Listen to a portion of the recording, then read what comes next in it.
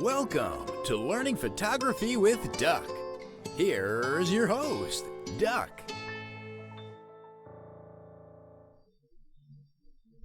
Hello everybody. Welcome once again to another edition of Learn Photography with Duck. Oh my god. This is going to be one of those days. Tongue twisting already. Alright, let me go ahead and share my screen because we are going to be going over a lot of stuff with Photoshop, so I want you guys to be able to see this properly. Alright, so share that. It's going to go funky. And there we go. We should have. Alright, hopefully. Alright, let me switch over to desktop. Alright, hopefully everybody can see Photoshop okay? Yeah, we're good. Okay, good. Alright. Oh, and I can turn that off. I don't need that color wheel. My little new addition to my teaching tools. I have this one for when I need to point out camera settings. Look at this. Fancy, fancy. And, oh, what the heck did I do? Oh. Something happened here. My spotlight went on. I don't know why. Okay. Anywho, enough playing around with the toys. Welcome once again to another edition of Learning Photography with Duck. This is the Photoshop edition, and I don't even think I changed it on my chat window, but anyhow. By request, over the past couple of months, a lot of people have been messaging me and say, hey, you know, while we like the lessons that you're doing, a lot of it is a little bit above my head because I'm still trying to wrap my brain around some of the fundamentals, some of the basics of Photoshop. So because of that feedback, I decided, well, all right, let me just knock it down a notch and get back to those basics so that people who are a little lost can catch up. And for those of us who kind of are past the basics, it's good to have a little refresher every once in a while anyway. So that being said, what I want to go over is pretty much the Photoshop interface, an explanation of the tools, and if we get into it, how to modify your workspace to be a little bit easier for you to access the tools that you need while you are working. The one thing about Photoshop that it is very responsive to customization according to your needs. Now, Photoshop originally was a photo editing tool. And this is going back, I don't know, 15, 20, however long ago. I started using Photoshop back in version 4. So that's, I've seen it come a long way. You're showing your age. I know. And I only dabbled in it at the time simply because the kind of work that I was doing at the time was a lot of production art. And my favorite go-to production software was CorelDRAW, which is vector-based. So I kind of grew up, in my workflow creating vector-based imagery. And my boss at the time had Photoshop on his system, and I played around with it, and I didn't have a need for it, so I didn't put any effort into learning it all that much. Fast forward many years later, Photoshop became the industry standard in photo editing, and it kind of morphed into, well, no, it started morphing into what we see today. Like I said, it began as a photo editor, but there were so many neat little things that were native to Photoshop that at that time were not available in a lot of other editing software, that people outside of photography started latching onto Photoshop. And one of those communities being the art community. The ability to create custom brushes back in the day was pretty neat. And this is before, Procreate and other art programs that were designed to kind of like recreate real world art media. Photoshop kind of started that whole ball rolling. And then as Adobe got bigger and started buying other programs and developing new programs, they started getting into video editing and motion graphics and animation and all this other stuff. And they started seeing that the community was using Photoshop in other ways than they originally intended it for. So they started developing tools to kind of help those communities out. So if you look at Photoshop now, you'll see that it's being used by videographers, it's being used by animators, it's being used for 3D rendering, illustration, and God knows what else. So, because of that, there are a ton of tools that are available to us, but there's also a lot of tools that we don't need because we don't use. Hey, Doug? Yeah. Doug? Yeah. Your audio keeps going in and out, and sometimes your picture freezes. Okay. It's a buffering thing, I guess. That's strange. I've noticed that both here and at home, my internet has been kind of glitchy.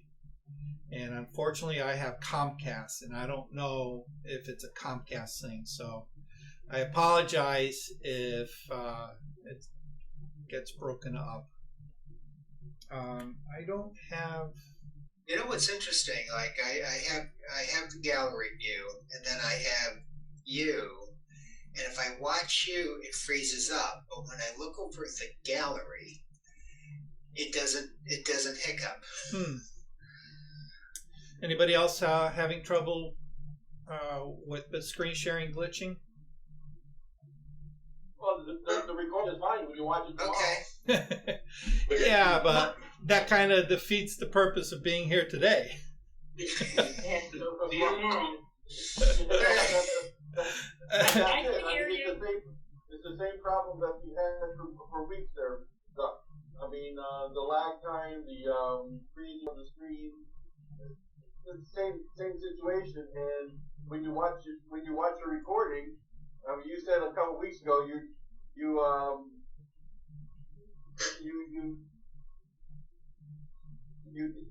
go for a better review for a live presentation. Maybe if we all turn off our videos. I've turned off my video. Except for Doug, obviously. Oh, why not? I can't do this? Actually, Bill is right. Your video live, where it's in the gallery, is perfectly smooth. Yeah. Are you doing a screen share to get? Yeah. So I'm sharing. What we're seeing is the pin. Are you still seeing my screen? Right. We can see you. you. Now we can see you in the screen share live, jerky a little bit, but still jerky. Yeah. But you do have us. You have the video turned off on you. Yeah. So I'm just trying to figure out if some of these little tweaks help. All right. Will the real duck please stand up? All right. So my CPU is running at about 47%, and that is pretty high. So I don't know. Let me turn off Lightroom because I don't think I need it.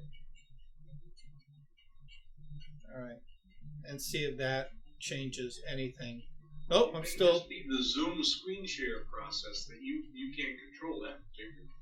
No, unfortunately I can't. Yeah. And the side effect to that is if you just pin me, everything here becomes unreadable on your screen. Right. So in order for you guys to be able to see this in detail, I have to share the screen. I think we can live with that. Okay. I hope everybody agrees. Okay. Rather than go home and wait for the replay. What, you mean go to the lower resolution? Is that what you're saying? No.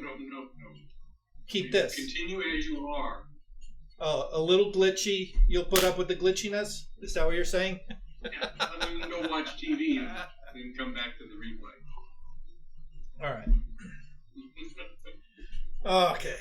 Well, it is. I guess it is what it is, right? Okay. Well, anyhow. So basically what I'm saying is that Photoshop is a monster program. And one of the things that I suggest is to kind of streamline the working interface to suit your needs a little bit better. All right, so let's flip over to the Photoshop interface. And what you're seeing here is pretty much the default view of Photoshop when you load it in. Over on the left-hand side, you have all your tools. Okay. Across the top here, oops, wrong one. Across the top are additional icons, and these will change according to what tool you have selected. All right, so right now I just have the move tool, all right, and everything here will be according to that tool. All right.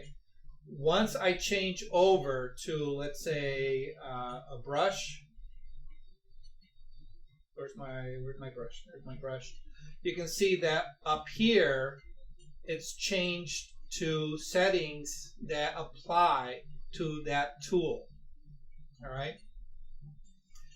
Over on the right-hand side, if I remove myself here for a second, you're going to see a preview window of whatever document is open. Okay. And you're also going to have additional icons, and these icons represent panels that allow you to access certain things. Like, for example, this one right here is the icon for action. So if I press that, you're going to see a panel pop out that gives me access to a lot of my actions. If you don't see something here that you need to use, we just come up here to the menu up at the top, and we go Window, and all of these here are all your panels that can populate in that bar. And whatever is check marked means that it's currently open and accessible. So if I have my actions, okay, if I need my brushes, okay, and you can click and drag these around, and I'll get to that in a little bit, but you can click and drag these around to organize them. All right. Doug, is it possible? Is there a button somewhere that can set this to default, back to default? Yes, absolutely. In the upper right-hand corner, you're going to see several icons. The first one accesses your account information. There's a search button, and then there's a little icon that looks like a window with a little drop down right next to it. If you click on that, it's going to open up a little drop down layer, and you're going to see Essentials, 3D, graphic and web, motion, painting, and photography. And if you see photography on mine is checked, and that is the current layout that is active on my screen. So if I wanted to change it, let's say I wanted to work on some motion graphics, I just go over to motion, I click on that, and you'll see that the layout changes, and now I have access to a timeline down below. If I want to work on 3D graphics, it's going to change and give me tools and properties that allow me to work in a 3D space, and so on. The nice thing about this, and if you notice, right at the very top, there's one that says Duck Photo. All right, that is a custom one that I made for the way that I like to work. And I'll show you how to manipulate these around and save your own little profile. All right, so right below the navigator is, well, actually there's a couple panels. Okay, there's my adjustments panel, which allows me quick access to layer adjustments, and you can see that there are also tabs. All right, meaning that you can nest several panels into the same space, and all you have to do is go from one tab to the other to access the information in these panels. Same as down here, we have our layers. All right, and as we add layers, this will get populated with a representation of a layer. Additionally, there are other tabs. There's one for channels, there's one for paths, and of course you can populate as many or nest as many panels into a specific area. All right. Now, one of the nice things that Adobe eventually did early on was make these panels movable. So you can just come over to any one of these tabs, click and drag the tab, and it's going to move the panel out of its docked area, and then you can move these panels around wherever you like. This is the nicest feature because you can customize the look of Photoshop to the way you like to work. Me, I kind of like a very minimal interface. I want to have my work area pretty large as I can, but I also like the convenience of having certain tools accessible to me.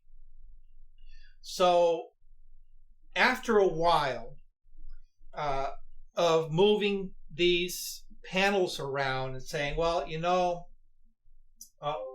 like for example, I just closed my layers panel.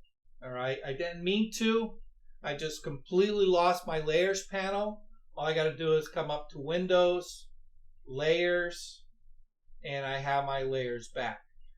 All right, so to put it back, all I have to do is click and drag it over, and you're going to notice that it's going to get a blue highlight. Once you see the area you want to drop the panel into highlighted, you just let go and bang, it's in there. And of course, you can click and drag these tabs and order them in whatever way you like. Okay?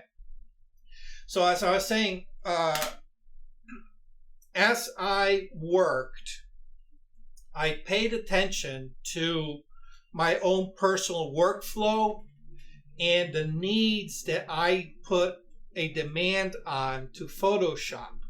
For example, I needed access to brushes because I also do, you know, illustration as well with Photoshop. So I needed access to the Photoshop brushes. I needed access to the color palette, and definitely the layers panel, which is very important for me, or for most of us who do any kind of heavy-duty editing. We want to have these panels available, and I like this the quick access to my adjustment layers, even though if I have my layers panel, okay, down at the very bottom, I have access to everything here. In this adjustments panel, I have access to that right here with this icon with the half circle, half dark, half light circle. If I click on that, it brings up this context menu, and you can see I have my brightness, I have my levels, I have my curves, vibrance, saturation. Everything here is also available here, but in addition, I have solid color layers, gradient layers. I can put a pattern layer and all kinds of other good stuff, gradient maps, selective colors, and things like that that are not available here. Okay? So even though this is available, I kind of like having this panel available because it's a lot quicker to do a one button press to add a curves adjustment rather than having to go down to the bottom, click this open, go to my curves adjustment, and click on the curves adjustment layer. All right, so it's a one-click access to something that is otherwise a little bit more cumbersome here. All right, but again, it all depends on how you like to work. All right, so I'm going to go ahead and dock this back here. And like I was saying, as I kept working with Photoshop, I kind of paid attention a little bit to how I was using Photoshop. And I came to realize that, you know, there are a lot of tools that I don't use. There's a lot of panels that I don't use, all right? Like the histogram, I really don't use all that often, okay? And the reason I don't use it up here, all right, and this is just, you know, me personally, the reason, oh, let me turn off my camera. The reason I don't need it here is because when I am in a curves adjustment, let me open that up, I have my histogram visible right here. So I don't need to refer to this one up in the corner when I have it right here. Okay? And because I use curves a lot, I'm constantly seeing this histogram that I don't, even the times when I don't have my curves adjustment open, I really don't need to see that histogram available. All right, so the histogram was just taking up space that really wasn't necessary. The navigator's kind of nice because if I zoom in to a specific area, all right, the one thing you'll notice is my navigator remains at 100%, even though my workspace display is really zoomed into a tight area. Okay, and for me, the way I navigate through when I'm close up like this is I will press and hold the space bar, which temporarily changes my cursor to a hand, and then I can now click and drag my image around. And for the most part, this is all I need because, for example, if I'm working in one little area here, all right, let's say I'm working on this window, all right, I know there's a window right next to it. If I need to have access to it, it's just a very quick click and drag movement away. Where it becomes a little bit more cumbersome is if I am really zoomed in and I'm on one corner of the image and I need to get to the far side of the image. That means I have to click and drag, click and drag, click and drag, click and drag, which becomes a pain in the butt. However, actually, let me see if I can make this a little bit more visible. There we go. Hopefully you guys can see this, but there is a red square that illustrates what is visible in your main work screen. All right, that little red square represents what is visible on my screen. I can click on that little square and I can drag it anywhere within my navigator and position it where I need to edit my image. So this becomes a very handy way of moving around the screen, and you guys are probably getting a little motion sickness here. You can move around your screen very, very quickly just by utilizing the navigator. So for me, I kind of like that navigator being available. Of course, when I'm doing these live presentations, it doesn't matter because I can hide it. You know, it's there. It becomes a placeholder for me. Okay. All right, and if you need something and you don't know kind of what you need, again, you can come up here to the menu where it says Window. Click on that, and you can open up any of these panels. All right. So the Properties panel, the Shapes panel, Style, Swatches. All right. Timeline, Tool Presets. All right. What's Tool Presets? Okay. Well, we can open up our Tool Presets, and it says, oh, these are quick access to tools.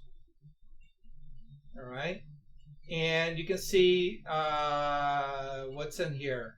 The healing brush. All right, so I can very quickly access my healing brush just from this tool preset. So you might say, you know what? This what's going on here? Healing brush. Oh. All right, here we go. I can go ahead and clone out little areas. All right, so You can say, well, this is kind of neat. You mean to tell me I can have access to a bunch of my favorite tools that I use all the time? Oh, absolutely. All you have to do is take a little bit of time to configure it. All right. So we'll get back to that in a second.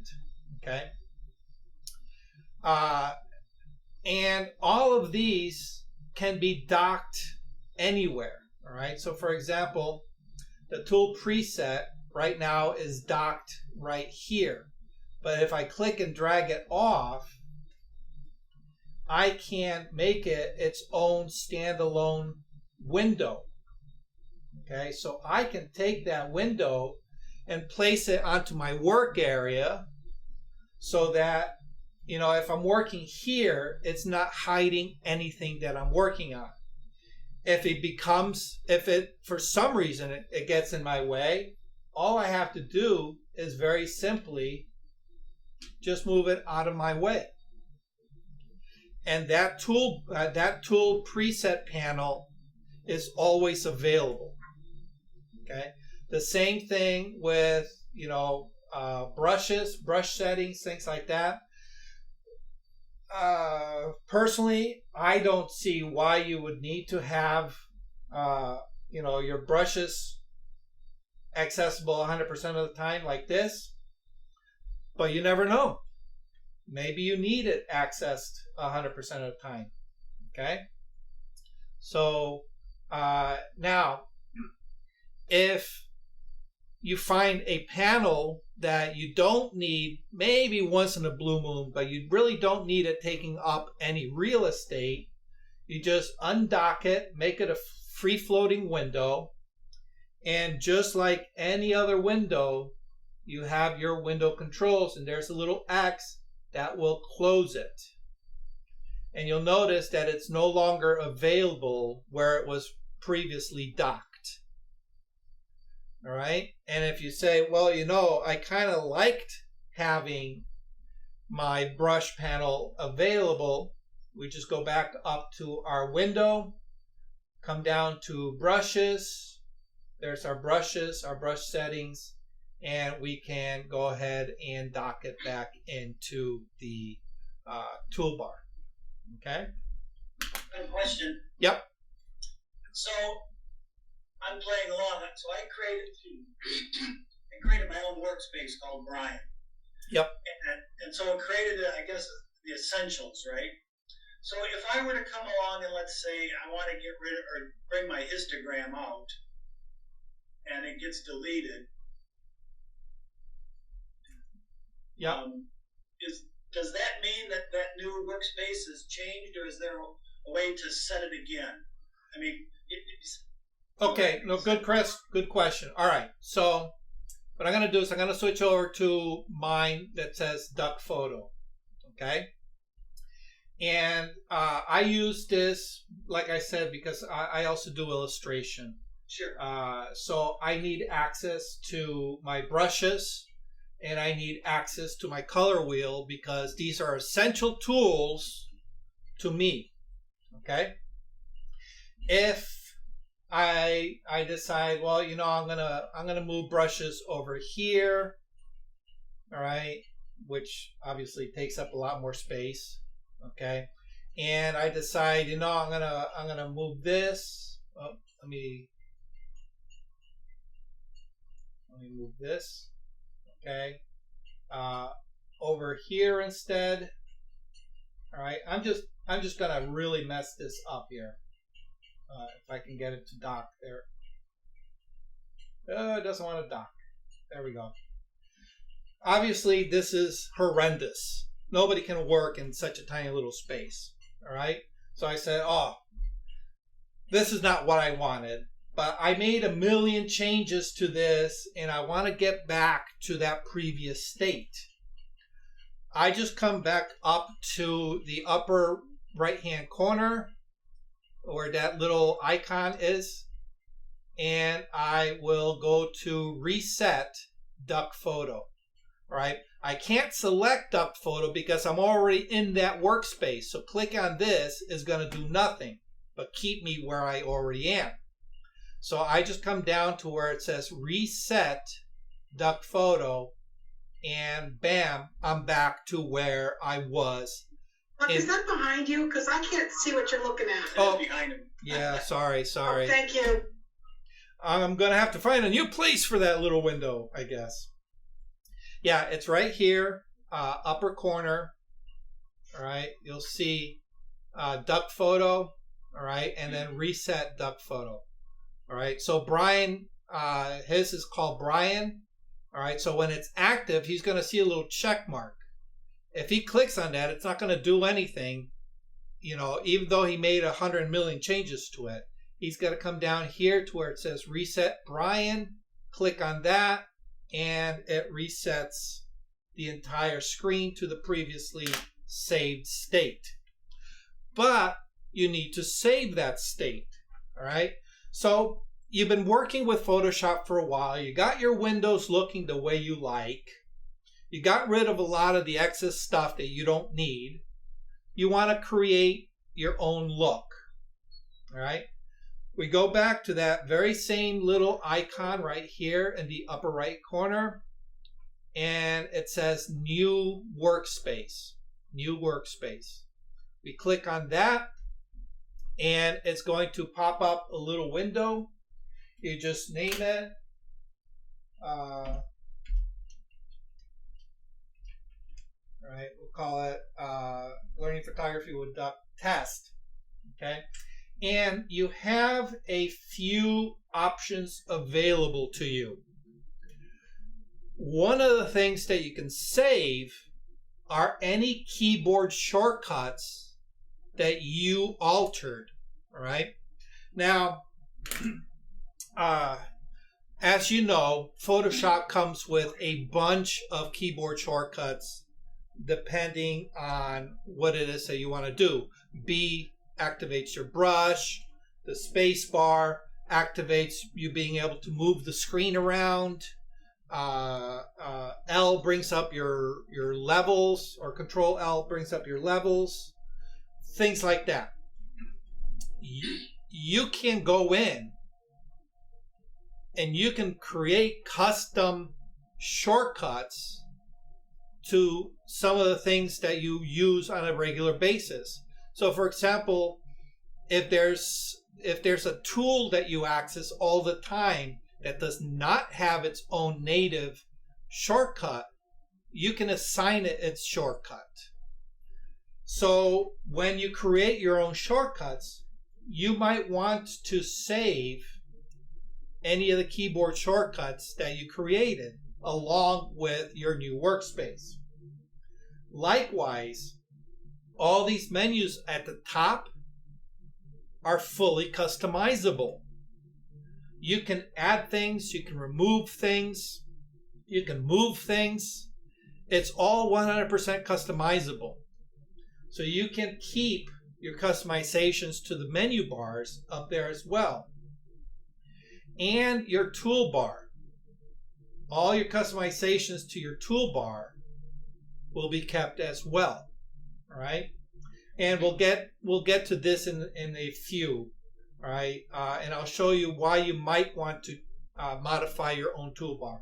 But you just check anything that applies to you, and you save it with your preset. Okay, so once you click save, it's going to place that now back into that workspace, and there it is.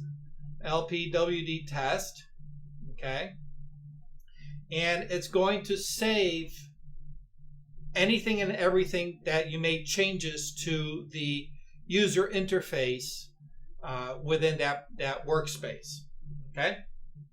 So that's how you set it, and if you mess things up, you can very easily get back to it just by reset, okay. Now, after a while, maybe you've created a couple of workspaces and you find that you've created a new one that supersedes your old one simply because it's better. All you need to do is come down, make sure that the workspace that you want deleted is the active workspace, all right? And you know it's active because it's got a little check mark next to it. You just come down to delete workspace. It's going to ask you, do you want to delete? Oh, I'm sorry. It's the other way around. I keep forgetting this. It's been a while since I've done this. Make sure you're not in the space that you want to delete.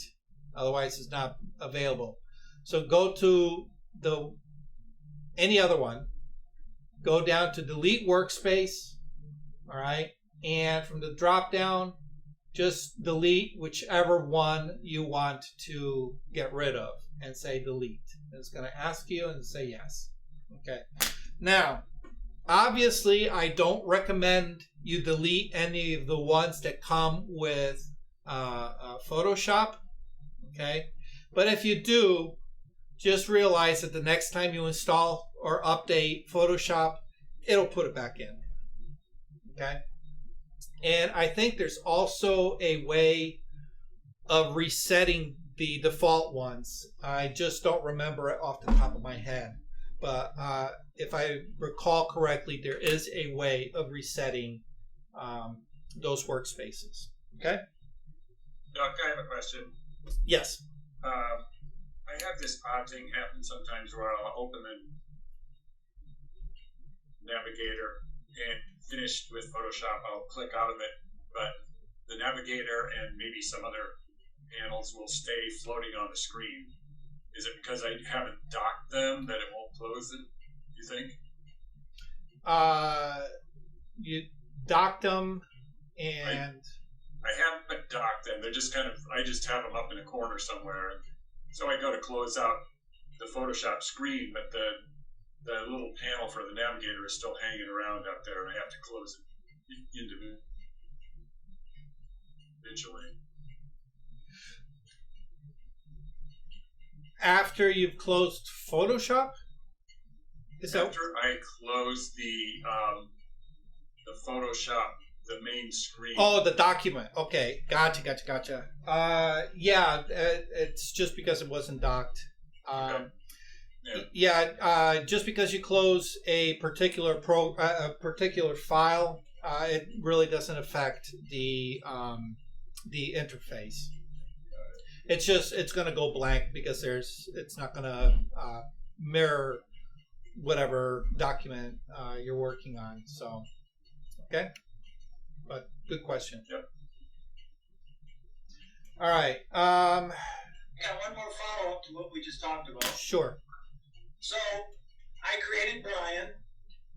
I loved it. I was working with it. Then I saw what you did with that ugly ass desktop, and I decided I want that. Okay. So, but I would still want to call my thing Brian. Can I do that, or do I have to make a new one? And I want that to be default, I guess. Oh, okay. All right. So, great question. Okay, which is going to happen because, like I said, as your workflow changes, as your skill level increases, and as your demand for new or different tools come into play, you're going to want to make changes to your interface. All right. And let's say, I decided I didn't want, patterns, or let's say I needed a new tool available. I would go ahead and make the change. All right, whatever the change is, maybe I put this in, and I want to save that. It used to be you couldn't override it, but finally Adobe got smart. All you have to do is come back up to the corner, all right, and say new workspace, all right, but remember the name, all right. So in my case, it's Duck Photo. In your case, you called yours Brian. you're going to come to where it says New Workspace, and you just type in duck photo the exact same way. Make the same changes, all right? And when you click save, it's going to give you a warning saying, hey, this workspace already exists. Are you really sure you want me to override all those settings? And then you just say yes. Okay? But make sure you want to override them. Otherwise, all that hard work will go by the wayside. Okay? Which leads me to a little tip. When I was playing, and your guys are going to want to do this, because I found myself doing this when I learned this trick. As I was trying to get comfortable with my workspace, I would try all kinds of things. And I would be making extreme changes, moving things to the left, to the right, hiding certain things, making them, 100% visible. But there was always that little touch, touch of doubt. That, do I really want to keep all these changes? So instead of overriding, I just created a new workspace. And I would call it Brian number 2. All right? So that way you'll have something to compare against. You can work in Brian 1 workspace for a while and see how that works. Switch over to workspace number 2, see how that works. And he says, well, now that I'm able to compare and contrast, there's a tool that I had in Brian workspace number 1 that I didn't put in number 2 that I should have.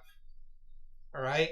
So now you can add it to workspace number 2 and say, okay, I'm very comfortable with this. I'm just going to go ahead and delete that first one because I'm now pretty much set on this new workspace. All right. So that's one thing that I would suggest is don't be quick on overriding all your work simply because you're still going to be in that testing stage.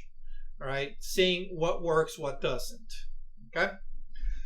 After you're comfortable with your basic setup, at that point you can refine. You can say, hey, I need this above this.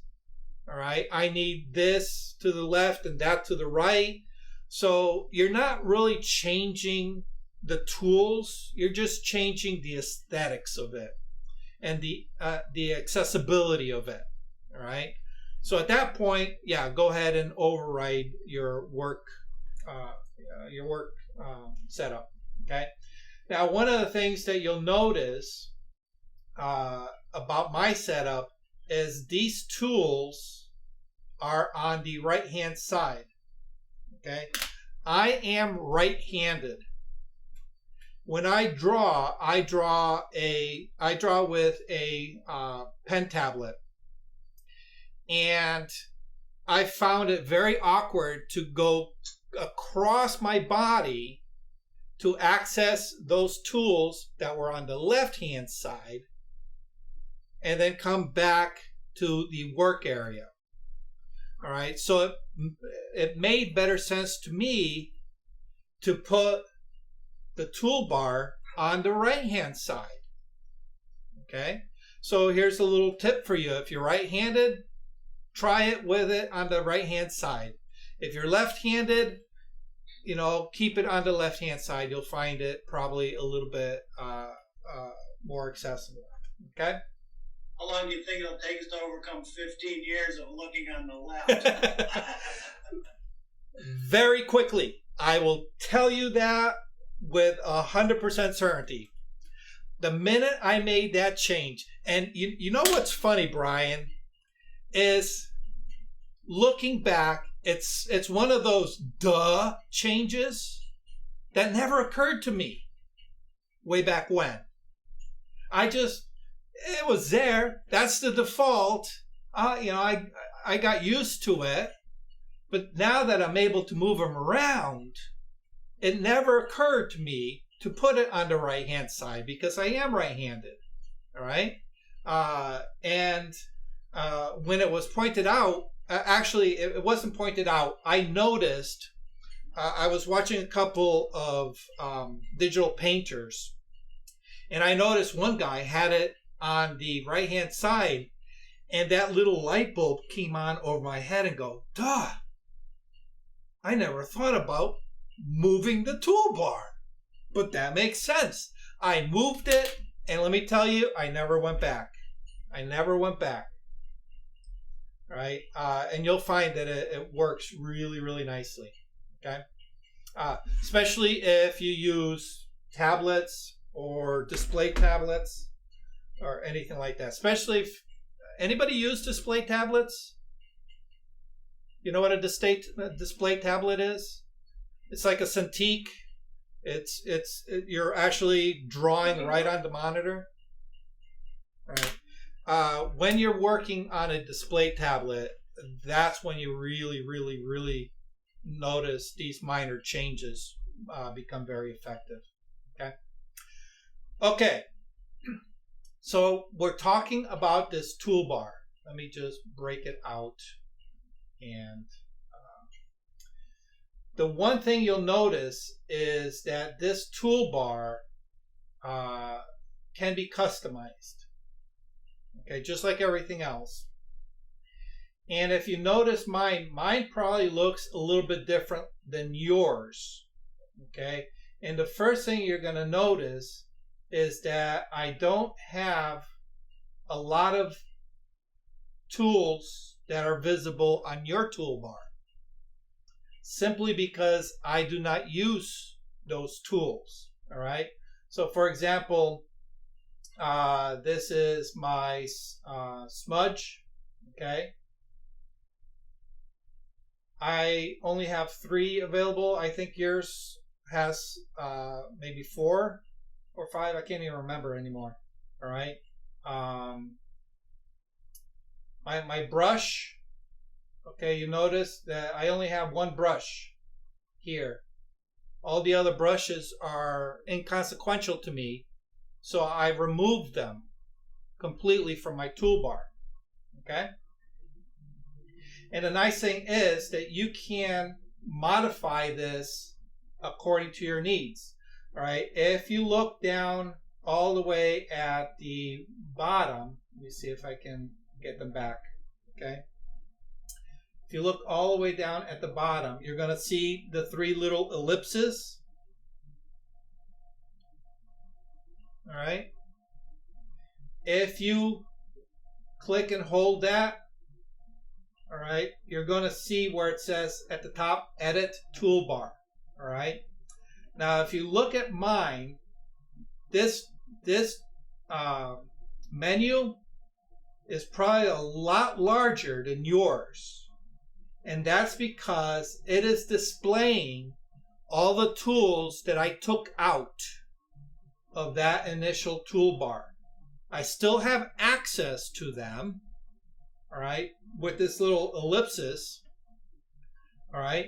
So if I need one of those tools for some freak chance, I don't have to really go, scratching my head, wondering how to get it back, all right. They're all still available.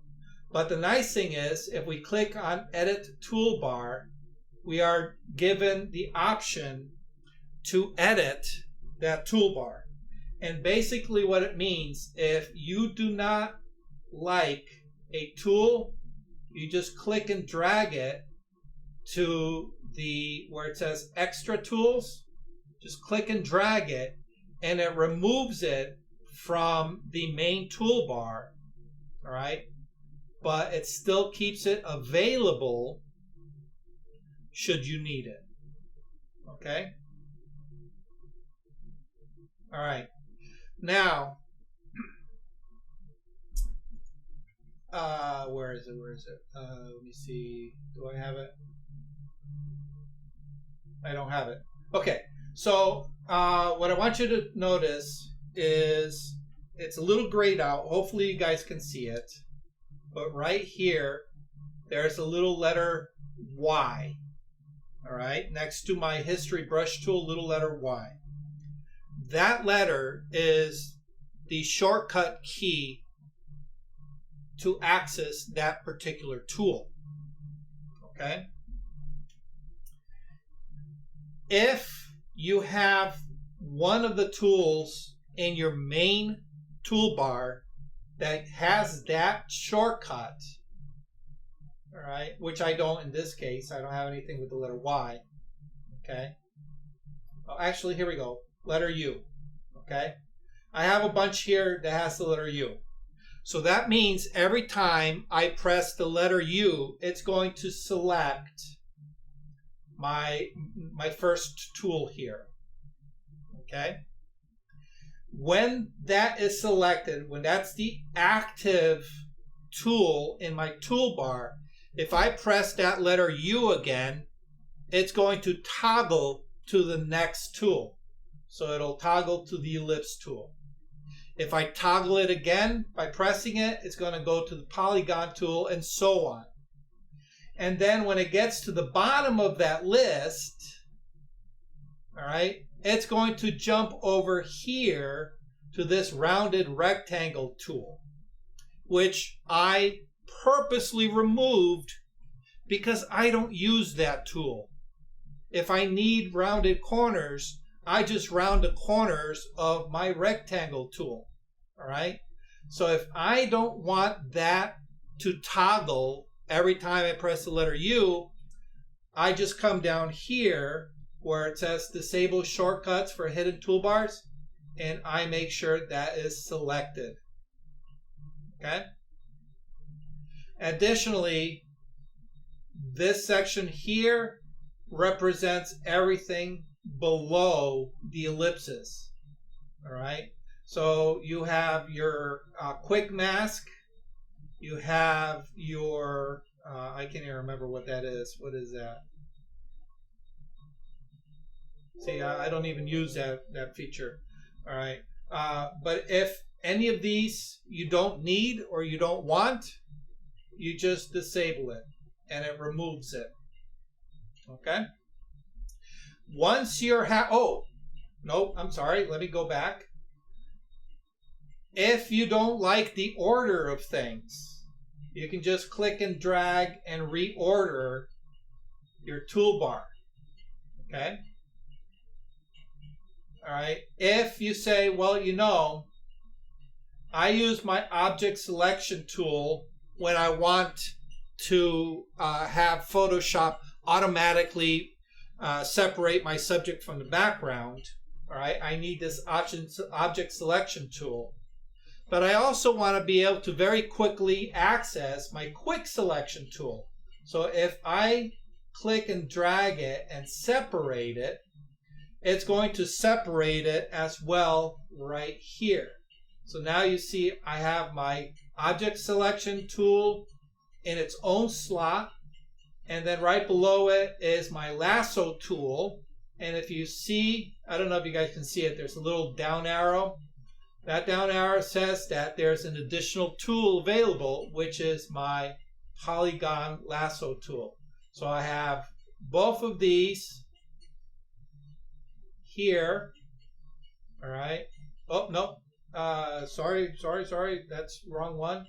Where are we? Oh, this one is available here, and these two are available right below it. Okay? So you can order these around. All right? And I suggest maybe ordering them in a way that makes sense to the way you like to work.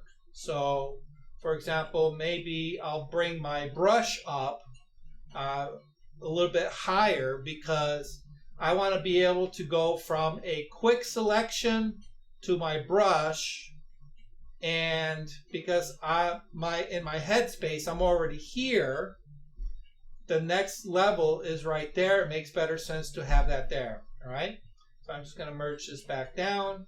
Okay, and that is now available. Okay, so once you get everything set up the way you like, you just click done. I'm going to go ahead and dock this in between here, and I'm good to go. Okay, now that I've made those little changes, I feel, that's going to improve my workflow. I don't need to save it as a new one. I'm just going to go here, new workspace, make sure it keeps, because I do have a couple of customized shortcut keys, right? And I'm going to go duck, photo, same name, say save. Do you want to replace it? Say yes. And now when I default back to this workspace, it kept those changes. Okay, so we can go to, let's go to essentials. There's our essentials. I go back to my duck photo, and there it is. There's my brush up there. We're good to go. Okay, any questions about modifying the interface in Photoshop? Any questions so far? You make it look easy. It is easy. Come on. Yeah. Not a question, but an aha. Uh-huh. Was looking at those ellipses. I never knew Photoshop had a ruler.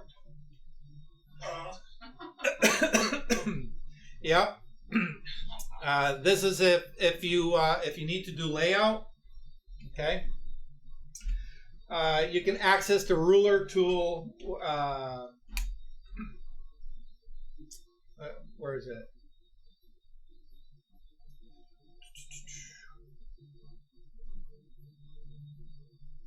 Ruler tool. Okay. There we go. We want to figure that out. Where is it? Use measurement scale. All right. That is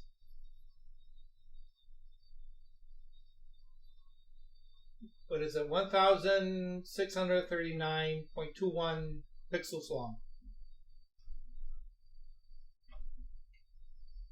And we can clear it. So you can measure things. Why?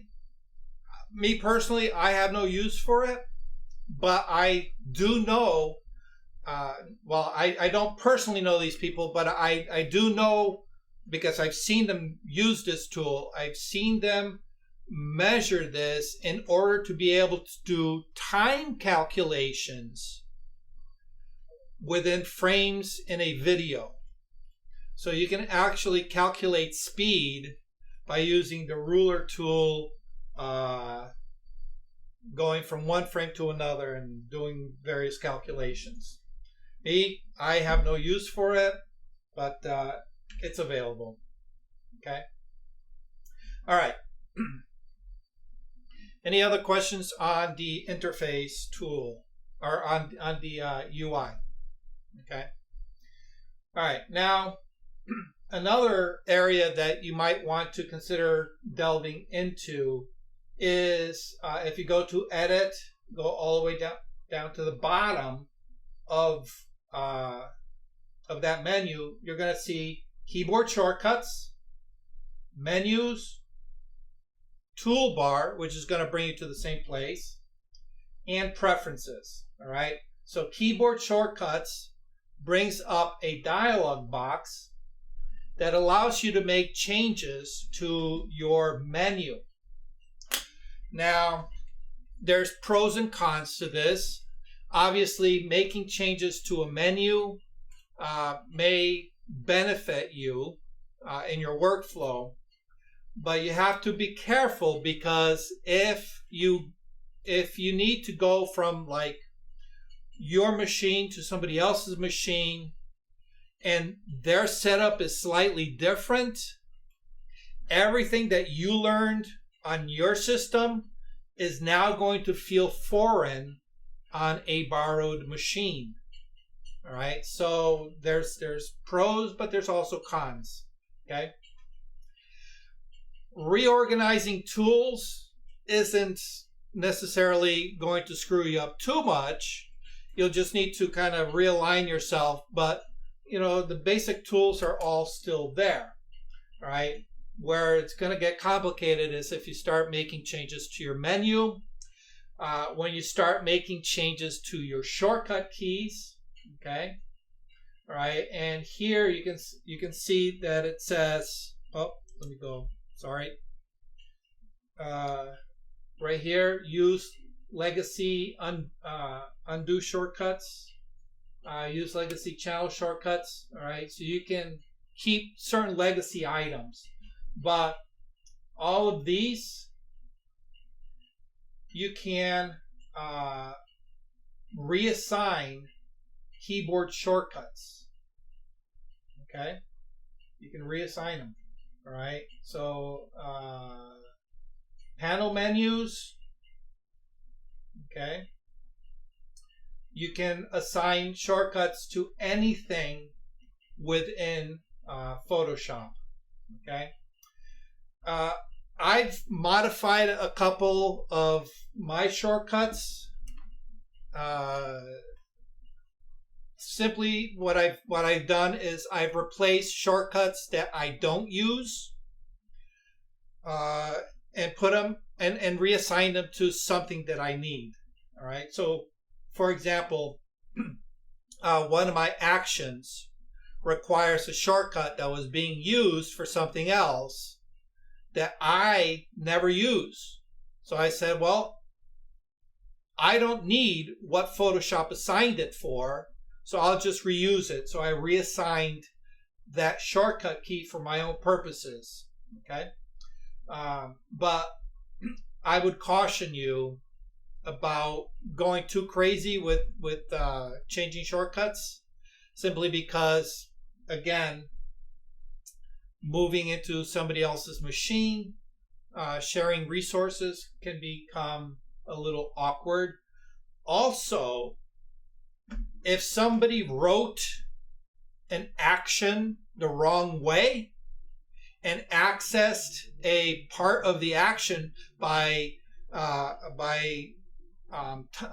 utilizing a shortcut, and you went and changed that shortcut, it's going to render that action unserviceable, and then you trying to diagnose where it broke down is now going to become an issue.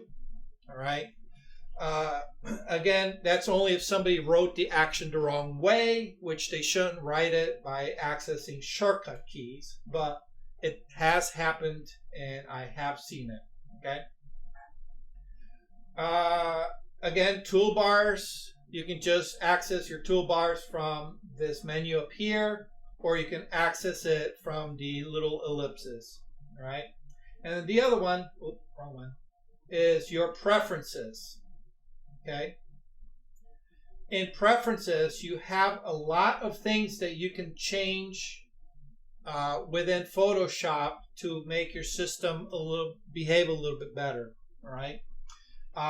There's not a lot of things that you need to change, but there are, a few things, like, for example, your heads-up display color picker.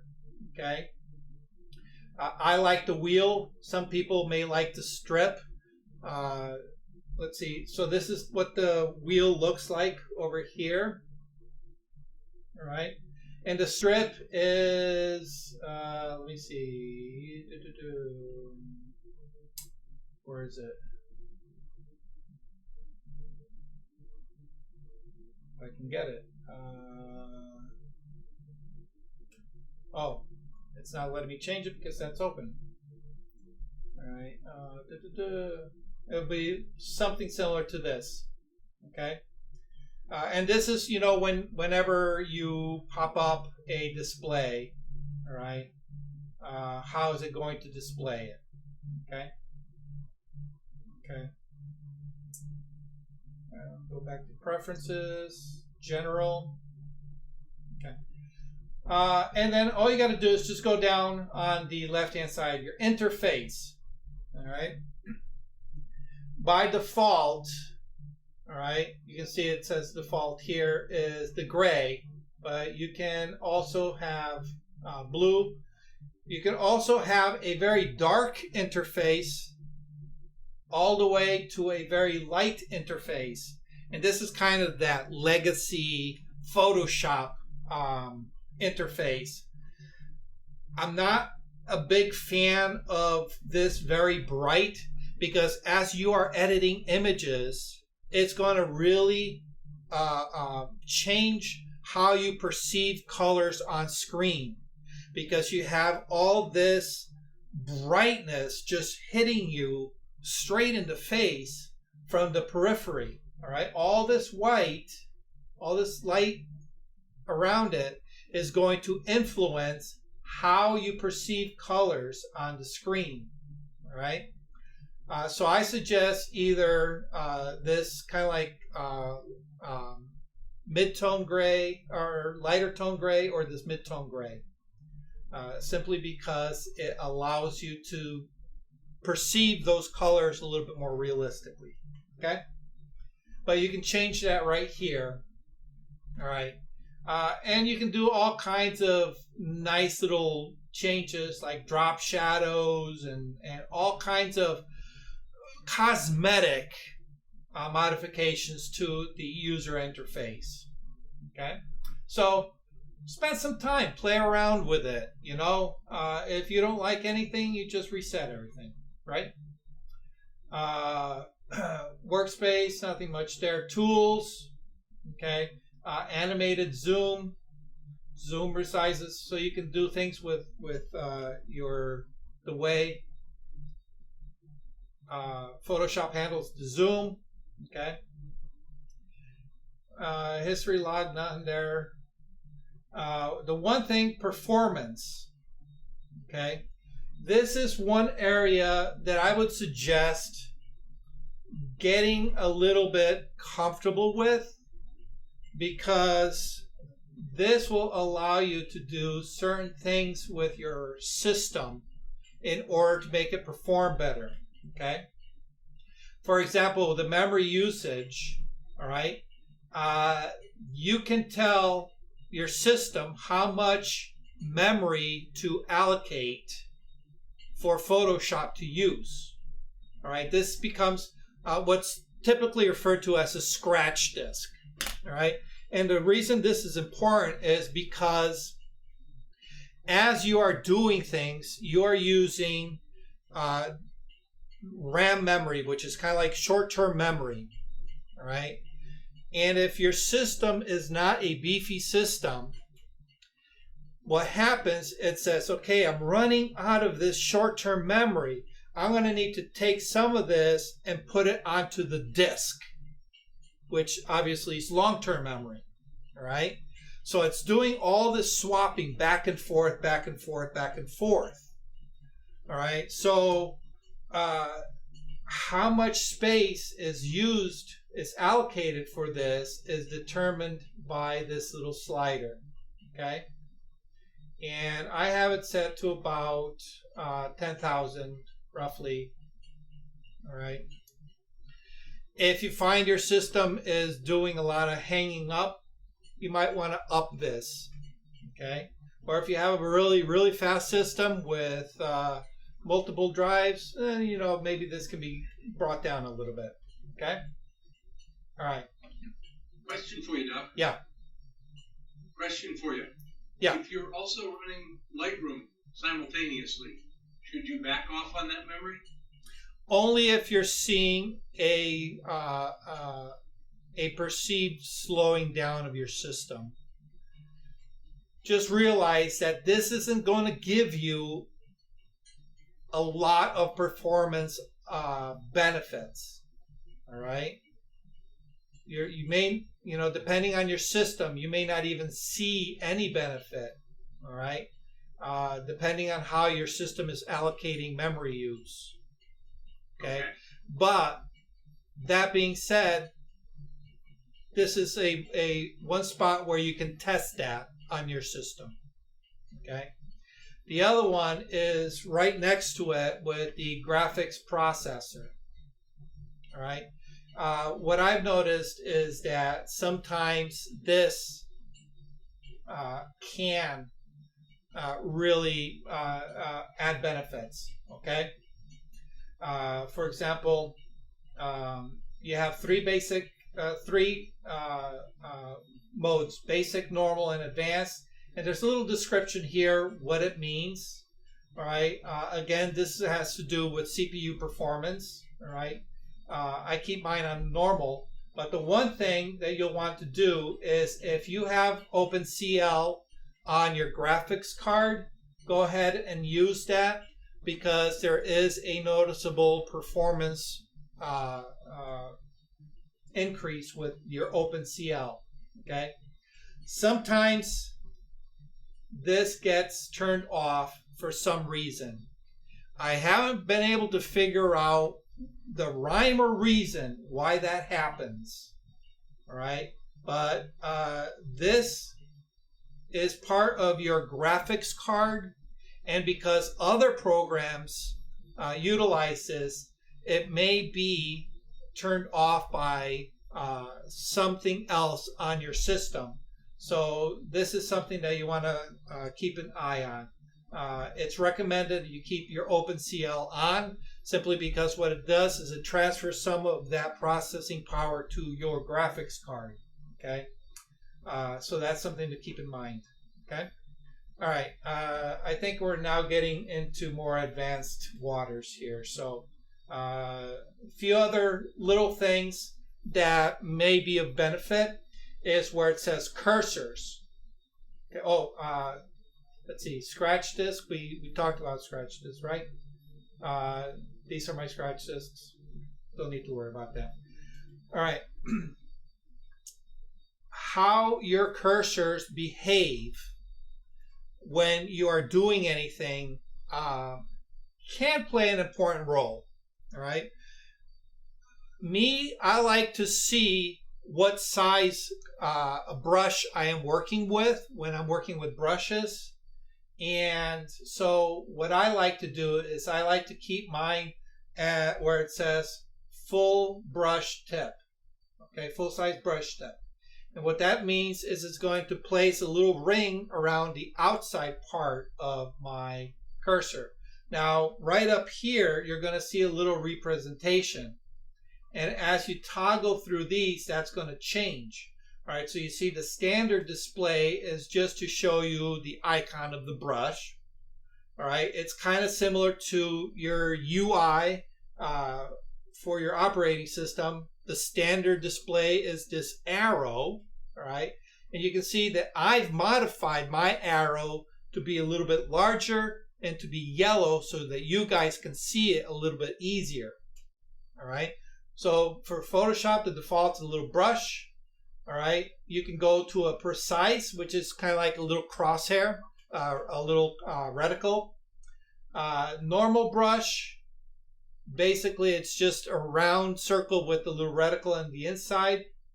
All right, but and that's going to increase, that's going to change size according to the size of your brush, but it discounts any feathering.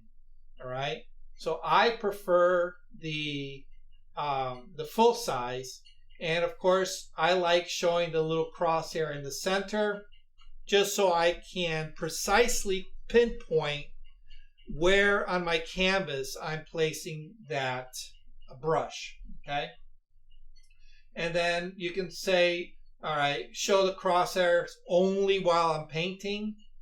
All right, and then show brush leash while smoothing.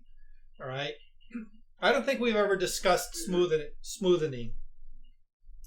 One of the features with brushes is that you can apply an artificial smoothening to your strokes. And basically what happens is that Photoshop will let your hand, actually let me go ahead and cancel this. Let me open up a new document. Okay. as I draw, all right, you can notice that if my hand's a little wavy, that brush is going to pick up the shakiness of my hand. All the way at the top, we have smoothening, all right? And I can turn that on. All right. Oh, where am I? Why is it not available? Oh, it wasn't available for that one. All right. I can turn my smoothening on, and I'm just going to go up to 50%. All right, 50% smoothening. Okay. And now, as I draw, you're going to notice. Oh, let's make that bigger. As I draw, you're going to notice that the brush is lagging behind my cursor, and there's a little line. Okay, and what that's doing is it's saying, okay, his hand's a little jittery. Rather than following what his hand is doing, I'm going to take the average of those movements and I'm going to smooth out that line. Okay, and that little purple line that you see, let's see if I can do it. That purple line that you see is called the leash. And the more smoothening you have on it, the longer that leash is going to get. All right, and obviously the faster you go, it's also, and all that does is it helps smooth out those lines. All right, so without smoothening, you can see that my line isn't quite that smooth. Okay, so that, let me get back to preferences, cursors. All right, this will display that leash. If you find it annoying, you just come here and turn it off. I think by default it's turned on, and of course you can give it its own color. Okay. Other cursors, meaning other than brushes, you know, you can have a choice between precise or standard, okay, and so on and so on. All right, and I think that's pretty much it. You can play around with these other things. You can say, all right, I can change the color of certain things, plugins, things like that. But performance-wise and user interface-wise, I think those are probably the two most common areas you'll want to pay attention to. Okay? All right. How are we doing for time? Okay. Any questions so far? I don't want to start blowing brains here. I'm trying to watch myself. Too late, Duck. Damn it. Yeah, that's what I was going to say. Too late. Okay. Just have to watch the replay, that's all. No, it'll help when I actually start using it and know what you're talking. Yeah. About moving on different panels and stuff. Yeah. Well, if at the very least, maybe I pointed out some things that you say, oh, I didn't know it was there. All right. So that way you can check it out. So good for that. Okay. All right. The main window. Let me go and change this back to my color wheel. The main window, in my case, is docked as a tab right here. Okay. I'm not seeing your screen, Doug, so I don't know what you're saying. Yeah, my bad. Sorry. Thanks. All right. My main screen is tabbed right here. Okay. And if I pull that tab off, it becomes its own independent window. Okay. If I want to dock it, I just like anything else, I look for that blue outline. As soon as I see that blue outline, I go ahead and dock it. Okay. And the reason I pointed it out is if you have multiple files open and you want to be able to access a couple of them at the same time, you may want to just undock them into its own little window, and then at that point you can just resize accordingly, and you're good to go. Okay. Now, for photo editing, I don't find this next tip too useful, but it can be useful for other things. Just like in Lightroom, if you use the tab key collapses your panels on left and right. Same thing here. If I press the tab key, it gets rid of my panels, allowing me to really enlarge my workspace. And if I need access to anything while I'm working, I can just bring this back. Now, this may come in handy if you do like dodging and burning. Okay, when you select, a nice round brush. Let me give this, let's see, a nice soft round brush. Okay, and you decide that you're going to do some dodging and burning on your. Okay, you're going to do some dodging and burning. Ooh, that's way too much. Let's give it 5%. There we go.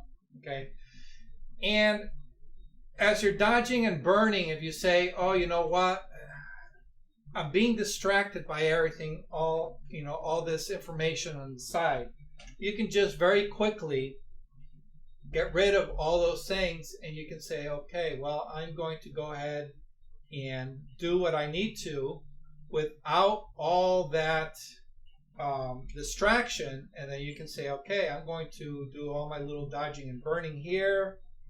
All right, because while you're working with this one tool, it's not like you need to access other things. My main concern is watching on my screen what my dodge and burn tool is doing. And the nice thing is, if I need to resize my brush on the fly, I can do that with the bracket keys, the square brackets. The left bracket makes it smaller, the right bracket makes it larger, and I can go ahead and tap, tap, tap, tap, tap, and do all my burning. Okay. And if I need to change the hardness, all I gotta do is what is it? Shift tab. All right, Shift. Press the Shift key. Hold the tab, square brackets, and I can modify the softness of my brush on the fly. So I can have a really hard brush, or I can have a really soft brush, or anything in between. Okay, so I can go ahead and do all my burning. All right. Once I get it to a certain point, and at this point I say, oh, I need to change. All right. I bring the tab key back, and I can now toggle between the two, and I can say, okay, that looks good. Okay, so that might come in handy. So that's a neat little trick to keep in the back of your head. Tab key just removes all the unwanted distractions. Okay. What else? Also, the letter F key will, and it's not working for mine. Did I change mine? No, it shouldn't be.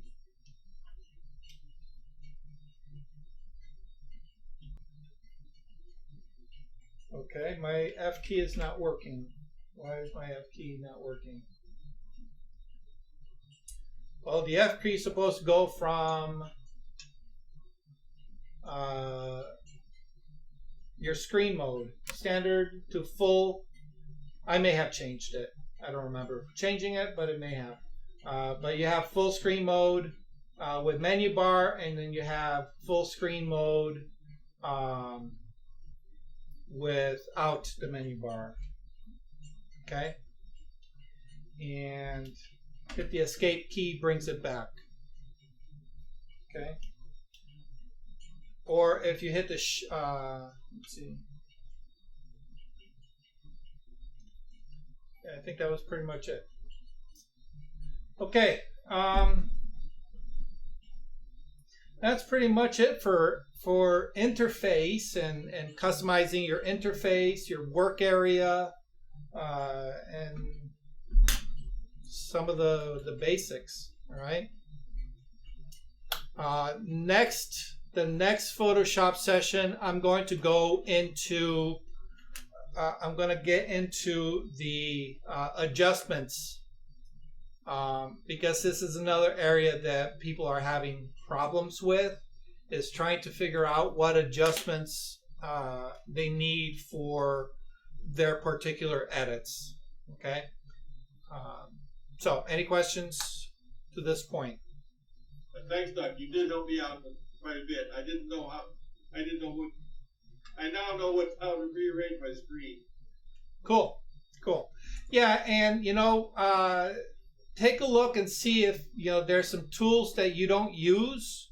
Just get rid of them. That way, you don't have to be toggling through them all the time. Okay.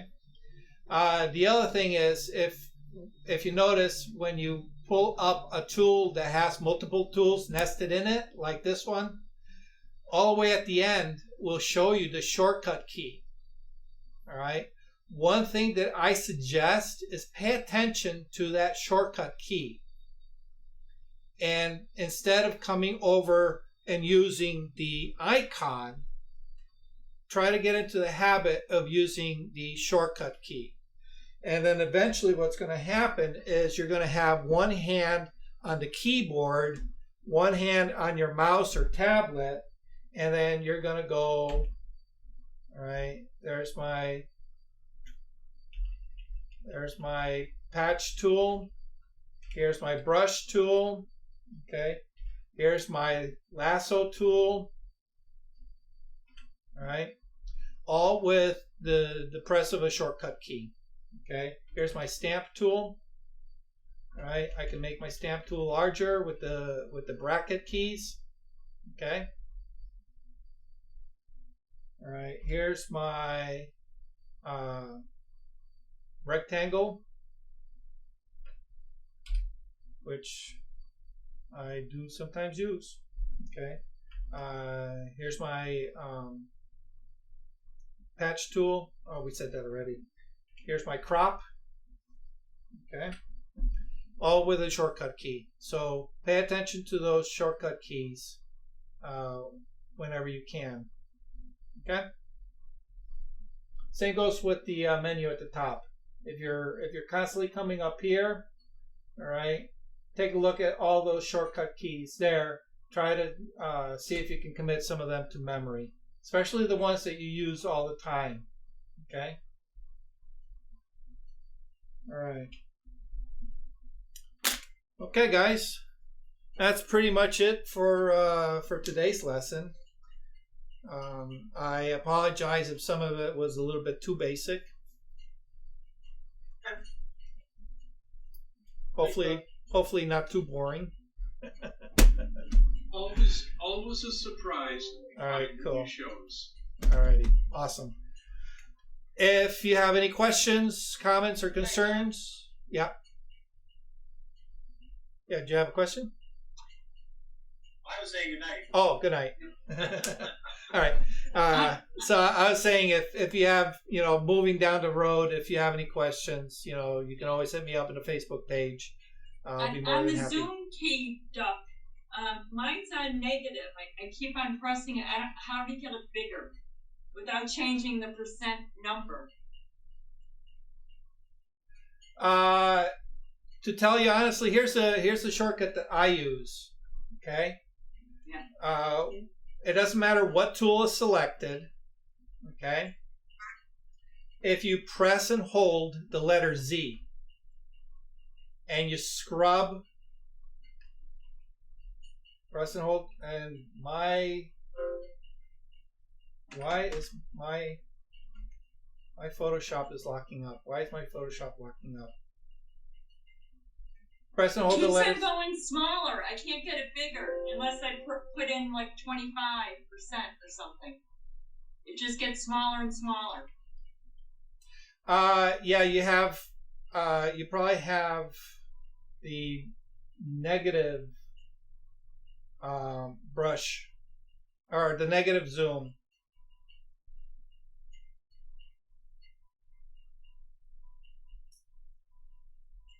All right, so for some reason my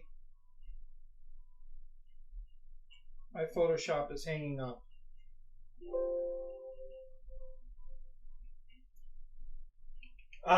Frustration. Why is if you press it? There used to be a thing where I could fit to screen. Now I can still do Control ++. Control 0 will bring you back to minus. Yeah, Control 0 brings you back to full screen. Control plus zooms in. Control minus zooms out. But it should be the zoom key itself just makes it smaller.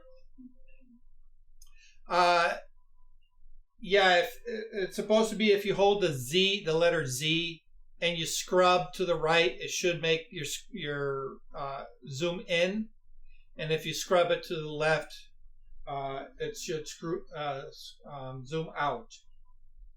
Did I disable my Yep.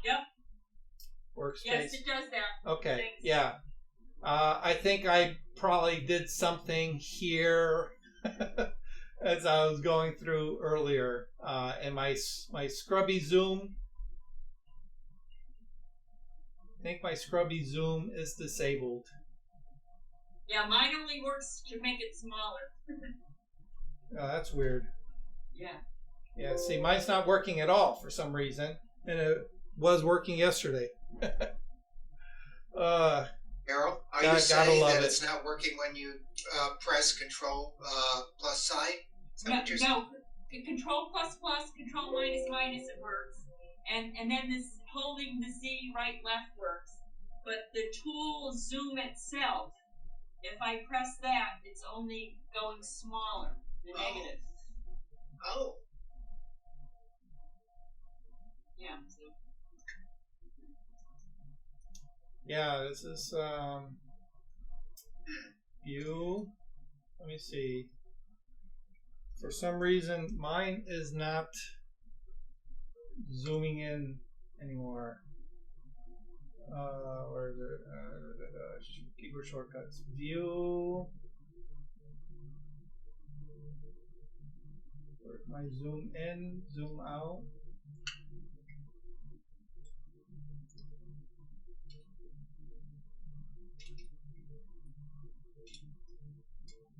Okay. I don't even know where it is now. Yeah, I think I messed something up when I was going through all these things here, because my scrubby zoom is no longer available for some reason. Well, I don't need it now when I can just do the controls and hold the Z. Yeah, I don't know. I messed something up on my system. Now I gotta do a little troubleshooting. Okay. Let me just let me reset. See if that fixes it. No, didn't fix it. I did something. Photography. Alright, let's go. Ah, there it is. See? Press and hold the Z key temporarily moves you to the zoom, and if you scrub, what I mean by scrub is you actually move your mouse left or right. All right. Okay. Press the Z key. Notice my icon changes to the magnifier. If I move If I move my mouse in this direction, it's going to zoom in. And if I move my mouse in this direction, it's going to zoom out. That's your scrubby zoom. Yep. And for some reason, I broke it on my system.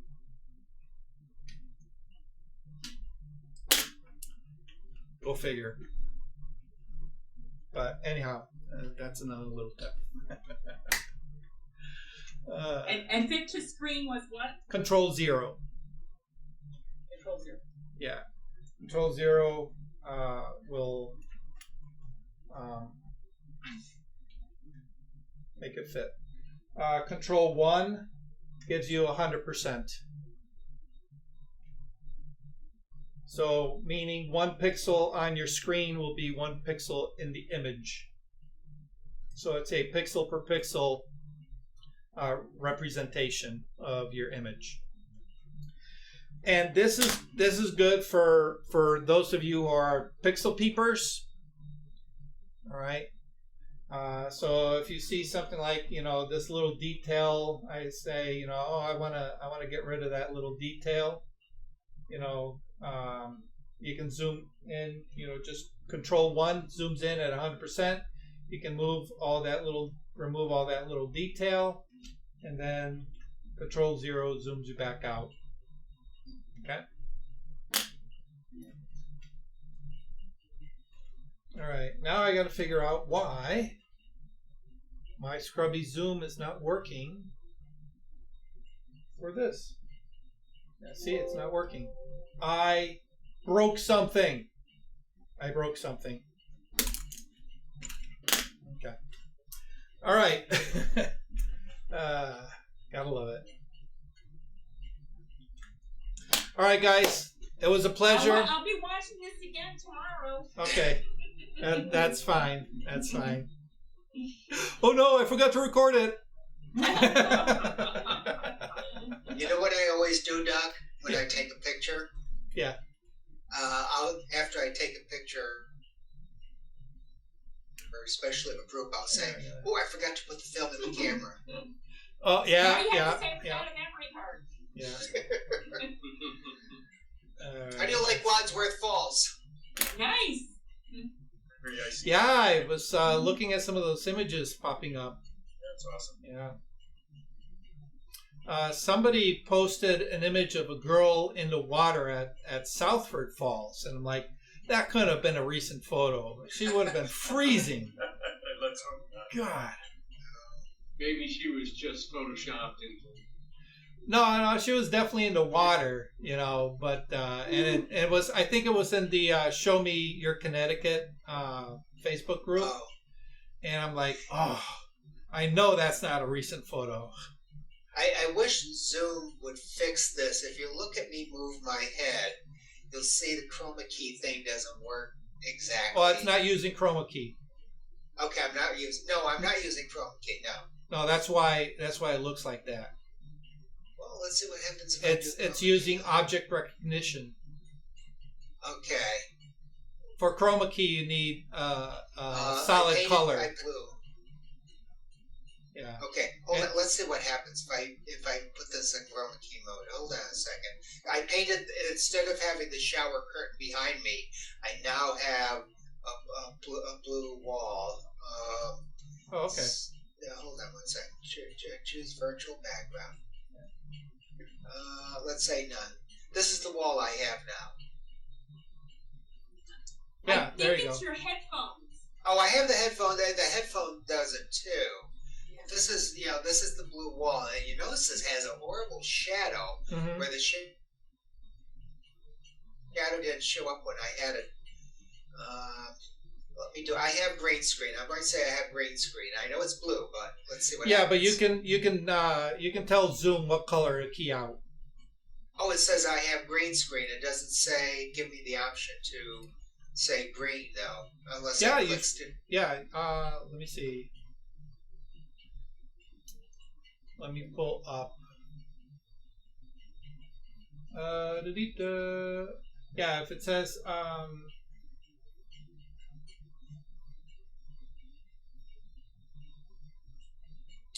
Oh.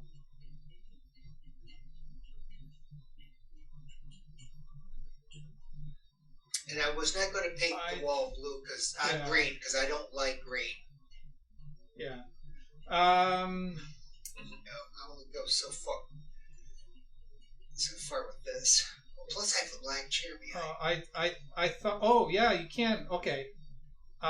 When.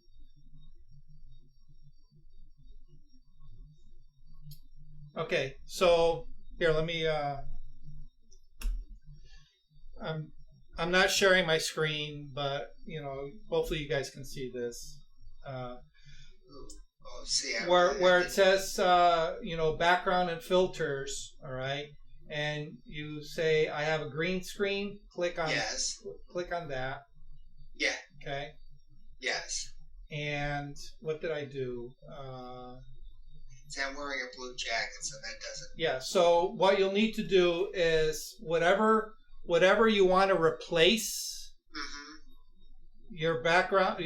All right. So. Oh wait, hold it a second. Yeah. I see something. Yeah. I have a green screen, and then it has. Oh, it says pick the color. Pick the color. So if you click on that, it's going okay. to. I did. So Yeah. So now you just click on your background color. All right. And that should key out. I just did. Yeah. So I have to start wearing something other than blue. Yeah, that's why blue is a bad choice for a lot of chroma keying. All right. Actually, look at this. Hey, we get to use our color wheel. Okay, our color wheel. Oh, okay. Hey, there we are. All right. Most skin tones are in this area right here. All right. What's opposite? All right. So that's why. All right. That's why green screens are. Green screens are usually around here. Okay, which is opposite to skin tones, which is up here. Okay, if you have a blue screen and you are wearing a blue shirt, you're all in the same area, so the program can't differentiate. Okay, so that's why. All right, if you want to wear something blue, then put a yellow wall behind you. Oh, okay. But then you got to be careful of any yellow in your skin tone. That's why green. That's why green is normally preferred. The only thing is, I had this room painted. I hate the color green for walls, so that's why I didn't do it. So do what I do. Get a piece of cloth. Let me see. Can I turn off my... Yes. I did... Here, let me... Where's my green screen? Filters. There we go. This is my green screen. Okay. Now do a weather forecast. Ladies and gentlemen. Oh, well, actually, if I do that... Oh, it does put it up there, okay, but... Still, I can't see it on because it's nothing but green here.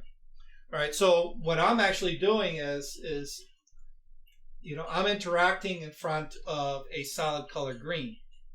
All right. So anything that I display on in my Zoom feed or through OBS is not here. It's actually in the computer. So there's the disconnect. All right. That's why you'll see me going, red's like right here. And cyan is search. There it is. All right. I got to give those weathermen props for being able to go yellow, red, magenta, blue, and just bang on. So. Now, weren't you saying that to mirror your video in Zoom, when you click on mirroring your videos. Yes. That is only for the person clicking that. Correct. So the mirror function only is you're the only one that sees it. The feed that comes across is not mirrored, right? So that alleviates the, pointing to the left. Well, no, that's my right. That's your left. And then pointing to the right, which is, this is your right, my left. So that whole backwards thing is, because when you look at yourself, in the little preview, you're not seeing a mirrored reflection. You're seeing a true reflection. All right. So it messes with people's heads. So. Now, do you ever do the TK7? Do you ever do those? Work with that? What is that? It was on your toolbar. All the different TK7, Tony Kruger or something. No. It was on your toolbar. Oh. That was the my Luminosity Mask. No, it was on your. This. In the beginning when you. Is this what you're talking about? Show your original there. Huh? Nope. I don't know. When you went to in the beginning, TK was there. Oh, this up here? What does that say? Here, let me share the screen. Where are we? Whoa, funky. Whoa. Yeah. Plugins. Echo. TK. Is this I what see you? it right there. Over Yeah. there. That's my TK Luminosity Mask. That's this right here. All right. Oh. What this does is it allows me to generate luminosity masks on the fly, and I can select whether I want just target all my brights, my highlights, all right, or my midtones, or my deep shadows. Okay. It's just a quick way of making luminosity masks. I think I discussed luminosity masks at one point early on. Luminosity masks are a great way of making adjustment selections. All right, and if you notice, here, let me turn all these off. There's my original. All right. This is an HDR of 2 images. So you can see that the greens and the yellows in the highlight area are very, very saturated. Very saturated. They almost look unrealistic. All right. And in comparison, in comparison to the dark areas, this sky is a little bit out of balance, right? So the first thing I did was I created a Hue Saturation Mask to bring down those greens and yellows, right, making it a little bit more realistic, okay? And then I used a luminosity mask to target the sky, all right? And I originally had this so that it was a lot darker, so that it matched the tonality of the shadow area, all right? So without it, you can see how it's still very bright compared to the shadow area. So I had brought that down in order to give the sky a little bit more punch. All right. Then I needed to brighten everything up. So I added a curves adjustment to bring everything up. but then I realized that it didn't give enough punch to the sky. So I did another luminosity mask for the sky only, all right, and I'm able to really control the brightness on that sky, all right, and I can even target specific colors. Okay, so I can make my sky a little bit bluer if I need to, which obviously I don't. All right, so let me just cancel that out. And then you just saw me do that dodge and burn earlier today, which was kind of like an afterthought. I just erased that.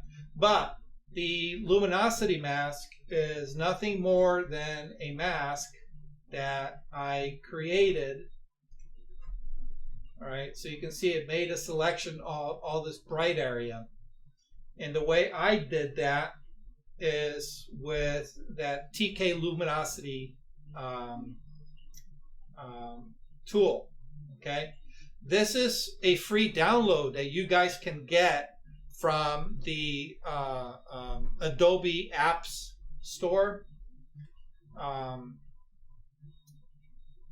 There's a bunch of free stuff that you can get there. Okay, so just look for Adobe Apps. You go to the website, and actually I think you can even access it through your Creative Cloud. Let's see. There we go. Manage plugins. All right. Photoshop. All plugins. Okay. And well, here it is. Luminosity Mask. This one here is free. It's a little clunky in my opinion, but it's free. Okay. And it saves me from having to make them myself all the time or writing a script to do it. All right. And then you just load this into your plugins and it becomes available. Okay. But this is something that we can, spend a little bit more time at a future date because it's a little bit more intense. But if you don't have access to a nice luminosity mask program, you just go to your channels, and if you click through, here's my blue channel, here's my green channel, here's my red channel. I say which one isolates that sky the best. Well, obviously the sky has the most amount of blue in comparison to everything else that's mostly yellows and reds. All right, so my blue channel, okay, let me turn that off. My blue channel, oh, no, there's my blue channel. My blue channel has the most contrast between the sky and the ground. So I just did control click on that channel, and you can see, I don't know if you guys can see the marching ants. Okay. What this is doing is it's selecting everything according to its grayscale value. Okay. So now I just go back to my RGB, come back to my layers. I can then create a curves adjustment. Okay. And you can see that it applied that mask or that channel as a mask. And then from here, because I can edit that mask, I can open up a levels adjustment, and I can make my sky brighter. I can make my darks darker. Okay, I can even make my midtones darker. Okay, and I've just made a selection of my sky. I hit OK, but there are things on the house that are also selected. So all I do is select a brush, make black, all right, make black my foreground color, and I can go ahead and remove those. I'll do it very quick and dirty here. All right. And I've made myself a nice mask. Obviously, I take a little bit more time around the house, but I've made myself a nice mask that targets just that sky. Okay.